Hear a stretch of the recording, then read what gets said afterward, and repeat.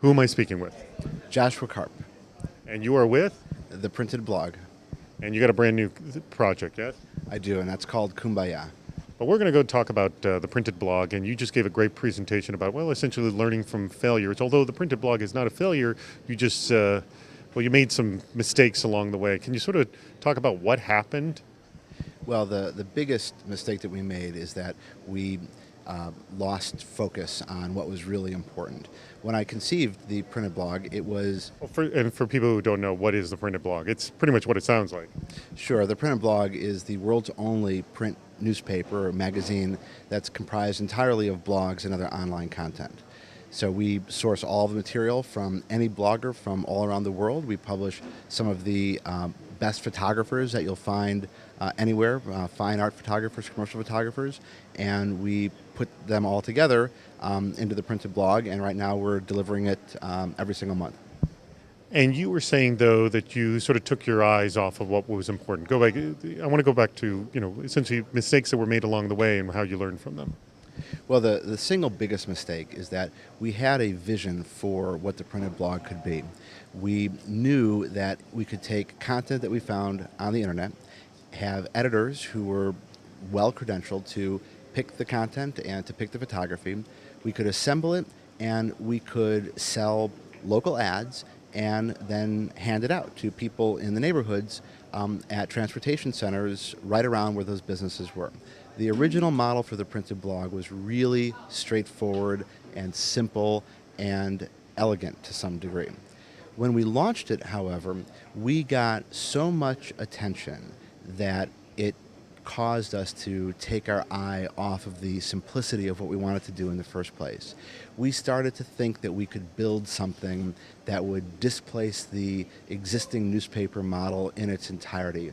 We would talk about building the newspaper for the next 100 years. Had we focused on one neighborhood, had we focused on content for one or two train stations, on making money from the local businesses close to those train stations, we would have done one neighborhood, then a second, then a third. We could have been making money. Well, that was the Facebook model, if you will. It started with one school, then another, and then, well, look, now it's everywhere. That's right. And instead, we decided that we would launch in Chicago and San Francisco on day one. And then 4 weeks later, we added New York. And 4 weeks after that, we added Los Angeles. And we grew way too quickly. We didn't have any focus on earning money. And that put us out of business, essentially. You admitted that you didn't even cash checks from advertisers. What was going on there? What was going through your head that you didn't even cash the money you had? Well, that's a very good question. It was a combination of a couple things. One, it was arrogance to some degree on our part, and we just weren't focused on it. They weren't a great deal of money, but we were focused on the art. We were focused on the publication, and making money was sort of a secondary thing for us. And it's like we weren't focused on building a business. We were focused on doing a creative exercise. Well, so what was the thing that happened? What was the moment you're like, oh my God, I've done something wrong. I got to shift. I mean, all these things happen. You're looking back, reflect, but what was the moment that you sort of clicked and changed? It was when we were working and talking to investors about making an investment. And they said, the press is great. Your social networks growing at that pace is great. The bloggers and photographers, that's all great too. The publication looks beautiful. That's great. But you haven't demonstrated that you can make one penny from it.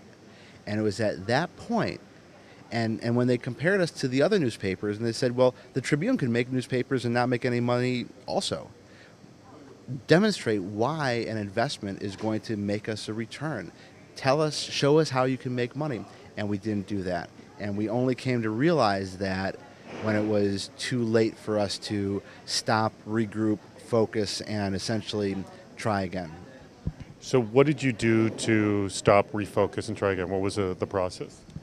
Well, that process took about a year. I closed publishing in July of 2009, and I went away and did some other things. And I would get a couple times a day and then a couple times a week an email from somebody asking me when I would restart it again and if I would restart it again. So I started to think about what we did wrong, where we could do things differently, and we made some fundamental changes to the model. We moved away from it being advertising supported and we moved towards a subscription model.